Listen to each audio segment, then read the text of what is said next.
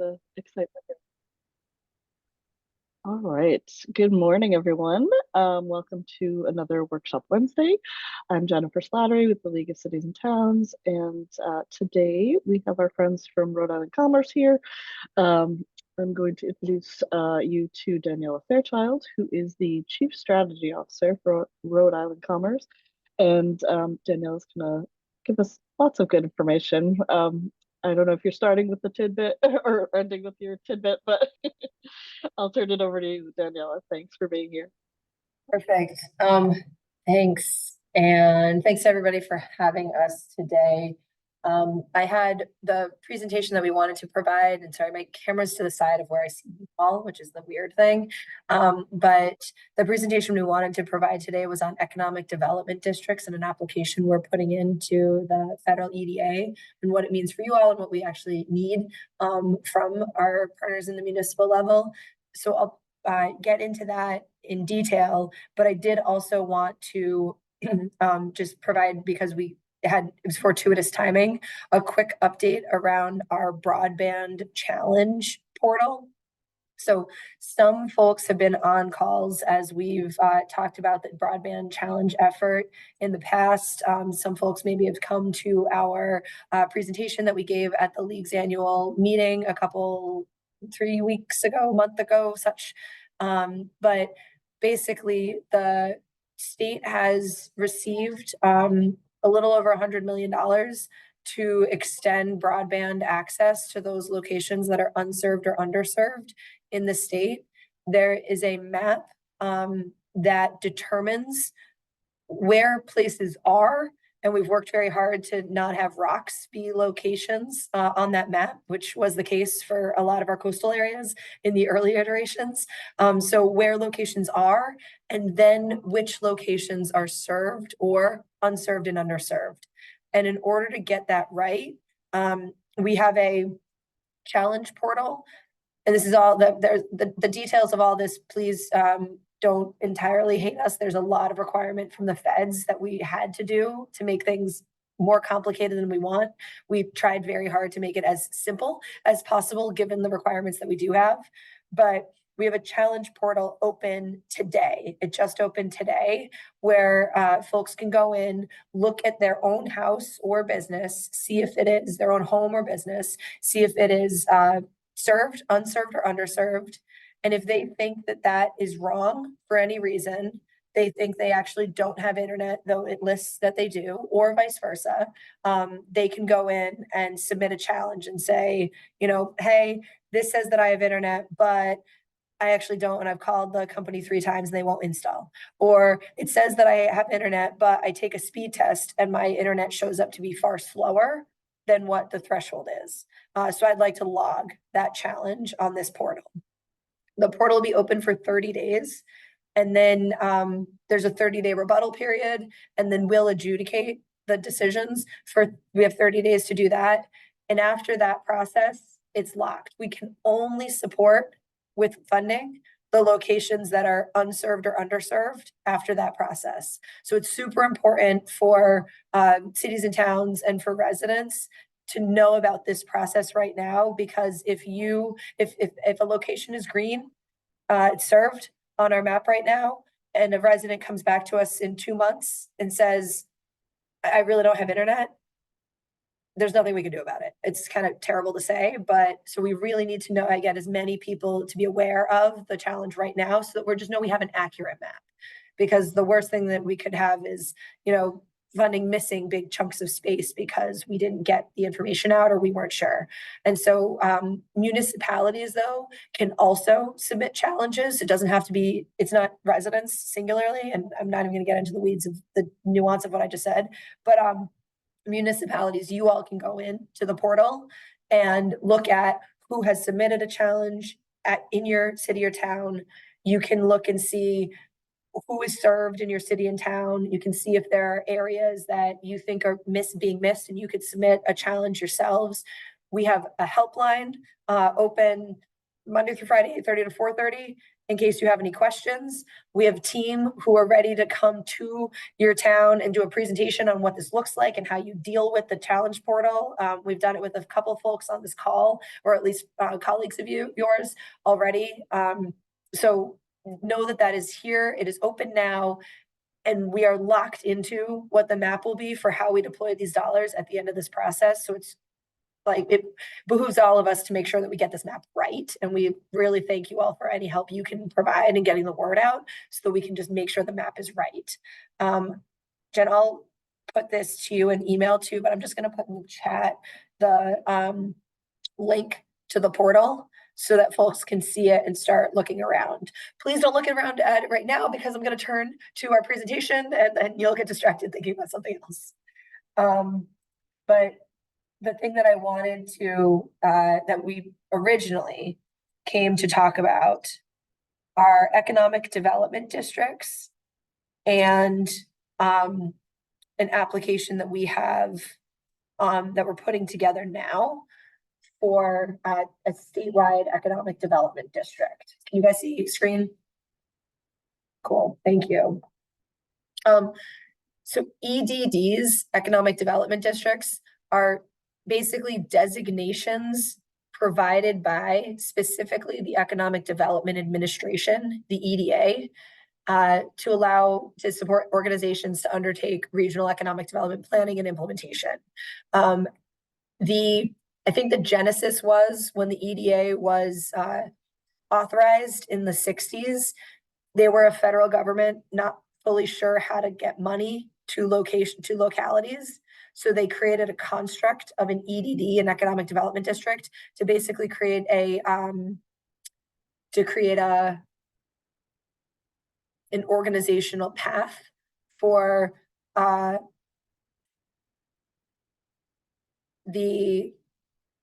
president just called, so I'm just letting him know that I'm presenting to you all, and then I will call him back in a minute. Create an organizational path for the feds to deploy dollars down to the local level. For a long time, EDDs were the only ones authorized, like allowed to get money from the EDA. That has now changed, but they do have they still get a gold star status with the EDA for funding. There are almost 500 of them across the country now. Most of them are sort of regional, like county level efforts. And there are none. There are 3 states. You know, I say that there are 3 states, but it looks like I'm lying now because now there are 2 in Wyoming. So it's Hawaii and Rhode Island are the only states that don't have any economic development districts in state. You can tell we're very small. So we are talking about doing a statewide and applying to do a statewide economic development district. Why do we want to do that? I'll get into it in a second, but basically, like, EDDs, the biggest thing that EDDs are responsible for is developing the comprehensive economic development strategy for the region. Rhode Island Commerce, we're on the hook for state, like statutorily, we're on the hook for creating the statewide SEDS every 5 years. So it's sort of a nice, easy, that's the one responsibility of an EDD in order to maintain the status. And we already have to do it statutorily. So it's like, well, that's great. There's no added workflow to maintain the status because we got to do it anyway. That is the one thing the EDDs are required to do. Otherwise, basically, they kind of look all different ways. One I give an example to all the time is there's one in Pennsylvania that runs a railroad spur. They have like 400 employees, and they've decided, sort of like the rail system into that region is a critical infrastructure and economic development effort. So they manage a railroad spur with like all the engineers and like the conductors and all the things that are needed. But that's to say that like EDs can literally look any way that works for the area. But a lot of them focus on bringing grants in, particularly EDA grants, into the region. So they provide grant application support. They track which opportunities are out there. They help with being the sort of applier of record. so that, they handle the grant administration, the reporting, the federal, single federal audit requirements. If you get over $750,000, like all of the insurance level requirements, all of the things that go into managing and handling a federal grant. The EDD will often take that on for the other locations or smaller jurisdictions in their region, so that it provides like a little bit more, bandwidth and capacity. The other thing that is helpful about having a statewide EDD and why we're pushing this is is this first bullet, which is better written than I will say, so you should just read it really and not listen to me, but is there are opportunities that are put out by the EDA that are only available to certain jurisdictions at certain points in time. And having a statewide EDD would basically create a catchment for Rhode Island, that if any jurisdiction in Rhode Island is able to take advantage of a single opportunity, the entire state of Rhode Island would be able to take advantage of that opportunity. So it allows our catchment for opportunities to be the full state for anyone. So if there's an opportunity that's ready for Washington County in 2023, but the teams in Washington County aren't ready to take on a new grant at that time, but East Providence could apply. And then if a new grant opportunity comes along and it's only relevant for Providence County in 2024 and East Providence doesn't need it, but Washington County teams like Hopkinton team does, you guys could then apply for that one in 2024. So it allows for any opportunity that comes along to be able to be leveraged by anybody in state. And then, like I said, the EDA kind of looks more favorably with like gold star status on the EDDs. So having that EDD designation will make us more competitive, I think, with the applications that we're going after. So we're looking to it would be the first statewide EDD in the country. I will say Hawaii is also trying to do a statewide EDD. So we're like in a race a little bit, but it would be a first statewide EDD. We would look to continue to lead the state's CEDS process, the Comprehensive Economic Development Strategy process, which we do anyway. Lead the implementation of the CEDS, which we do anyway by statute. But then the ads that we would want to provide would be to convene you all in collaboration with the league. So basically just glomming onto stuff that the league already does to help raise awareness, though, for grants and opportunities from the EDA. Collaborate with others like Compete Rhode Island to provide some support for grant writing. And then we could provide that administrative backstop. So I said, the compliance reporting, keeping records, retention, like kind of all of that stuff. We could help do that in order to just get more dollars into the state. So why am I bringing this to you, and what's next, and why does this matter in your context? In order to be a statewide EDD, we need letters of commitment. We need support from at least half, a majority of our local jurisdictions, which is typically the county level for the EDA, but we have obviously no county government. So at least half of our municipalities. So we will only do this if it's something that makes sense for you all, right? If the munis are like, no, we don't need a statewide EDD, or like, no, I don't actually want, this doesn't make any sense. Like, we won't do it. We see a lot of value in being able to, like I said, have coordinated effort for grant applications and implementation, support for grant implementation and applications, and having an EDD statewide that allows, sort of all of you all and all of us to be eligible have a higher level of eligibility writ large for all the opportunities that come out of the EDA. So we're hopeful that, we'll send out a template letter of support, but we're hopeful if you all, I kind of take this, I'll send this deck out also, take it, mull it over. You're probably going to end up with questions because this construct of an EDD is weird. It's like a designation, but it's a designation to an organization, and it's only relevant to the EDA. So what does it mean for other federal government, and what does it mean? And like, there's a lot of, questions that folks might have. So we wanted to keep the presentation short in case folks had questions now, but also know that I'm around in case, you want to take this back, talk to your team. We can do follow-up at any time. But we do see I think we are one of the only states that doesn't have any EDD. And I think it behooves us to come in at it together because, sort of also because there's certain elements of EDA grants that if individual counties tried to do EDDs on own, then that jurisdiction of an EDD would be bound by their own eligibility. And then we might actually end up being less able to, individual jurisdiction would be less able to go after larger grants. We might shoot ourselves in the foot and say, oh, that's great, but now all of these other opportunities that all these 4 counties together could go after, we can't, or which is way in the weeds, and I can go more into that, but largely it's just a chance for us to get some more money and more capacity, and more collaboration on how we're talking to the feds.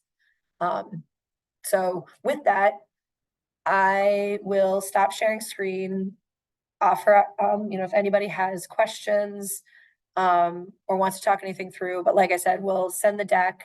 I'll send a draft of a letter of support.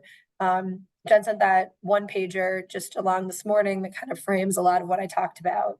And, we're happy to talk now or at any point in time, but we won't do this without your all's support and sign on. But we really do think it's a good thing to do. It's just it'll be a little bit of an added push and added collaboration. And it's not antithetical to anything that we have been doing or anything that anybody has been working on because, we haven't had one. Danielle, can I ask a question? Yeah.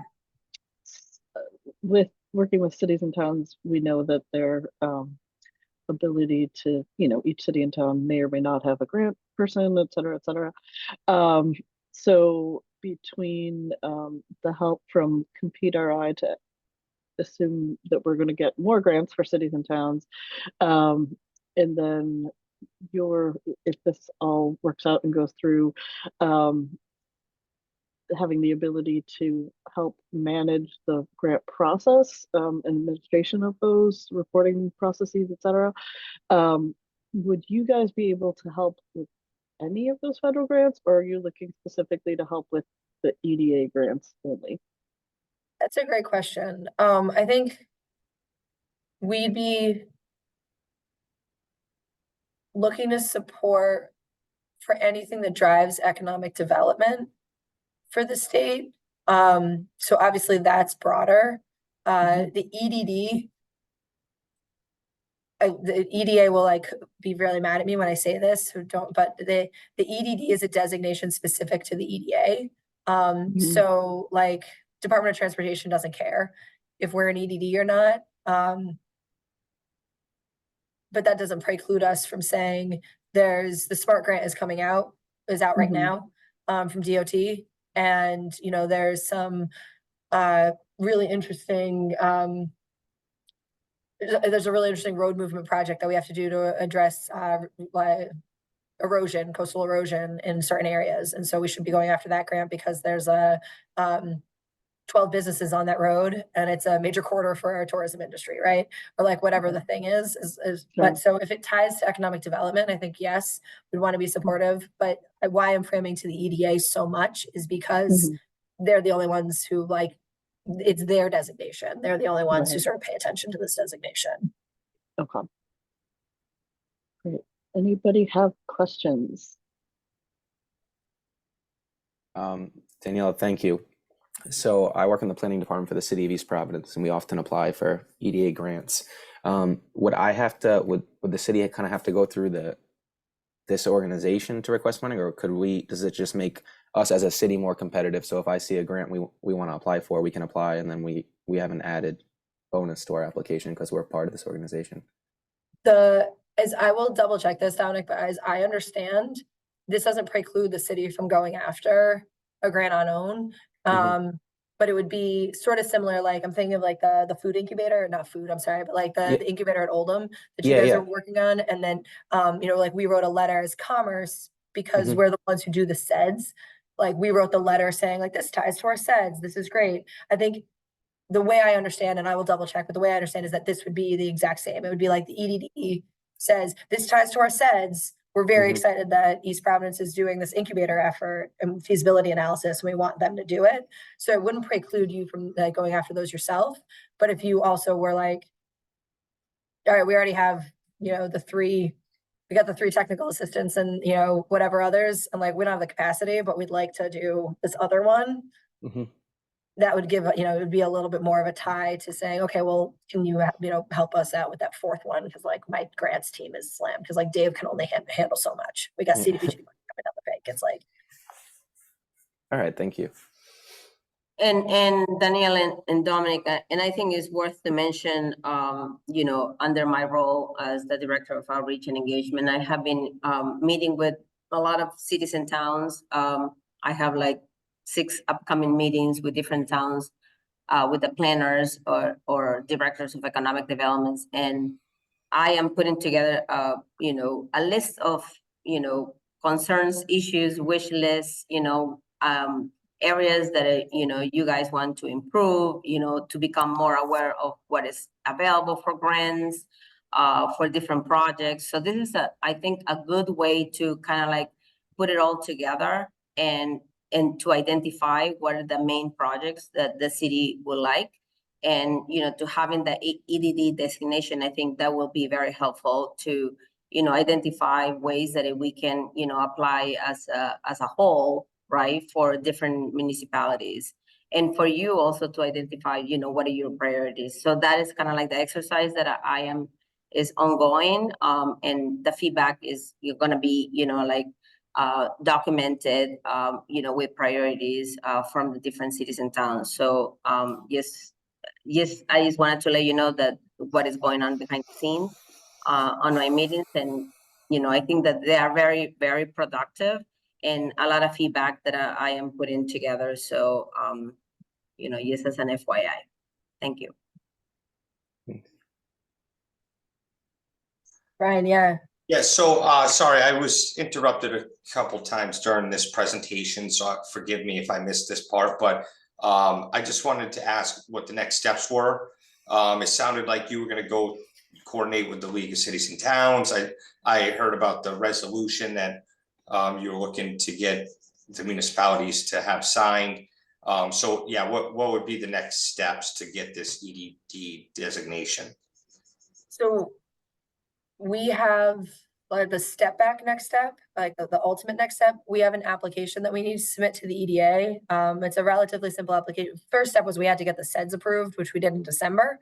Now we have to finalize this application, relatively simple. We're working on that. We need letters from at least a majority of our municipalities. And so immediate next step is we'll send along a 1-pager on what I talked about, the presentation that I just gave, and then a draft letter of support. And I completely understand what you just noted about resolutions. It's not required, but the EDA likes to see resolutions, but I think it depends on sort of how, you all engage as either, planners, town managers, et cetera, with your councils. And if the council would like to do a resolution, if that's the way you'd like, sort of how you handle governance, that's excellent. But you could also do just a letter from the principal of the town dependent. So we'll send a template of that. So the immediate next step is I'll send some more information in a template letter, and I would love letters of support. Those will get packaged with the application that we put in. And then the third sort of next step, which is a longer next step though, is that in terms of what you were saying with the coordination with the league, we need a steering committee to make sure that, to be formed for this EDD designation, to make sure that we're representative of like the stuff we're doing, that we're not going after like random grants that are going to be about, I don't know, pollinators and like improving pollinator, garden growth, which isn't bad, right? Very good. DEM should be working on that, but like it's not attached to, EDA's priorities and like economic development, right? Or not directly, but so we need a steering committee representative, of the group of like the region, inclusive of industry, as well as our cities and towns, as well as our community organizations. And that's probably another follow-on conversation. Been talking with the league. We have in the committee that developed the SEDS, we had one representative from the League of Cities and Towns, and then we additionally added one more. So we have one statutory representative, and then we added one more from the Gloucester Economic Development Council, because we wanted some good rural voice around economic development for that effort.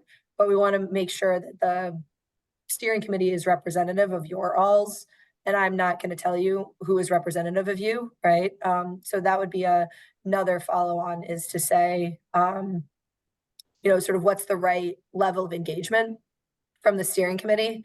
And this is getting in the weeds, but I think important just for everyone to know is because we're a public entity, just as you all are,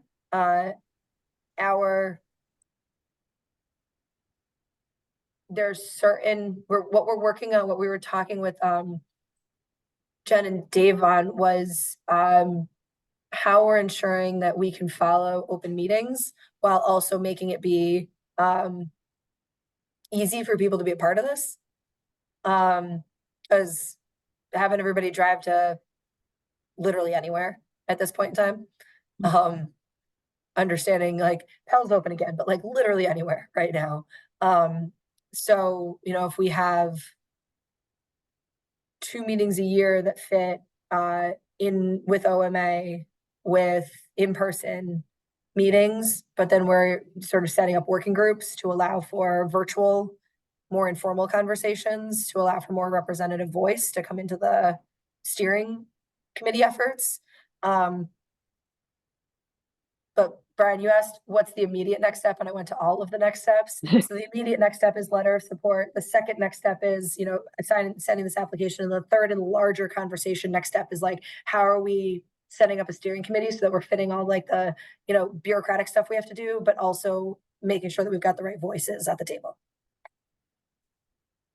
Thank you. That was very thorough.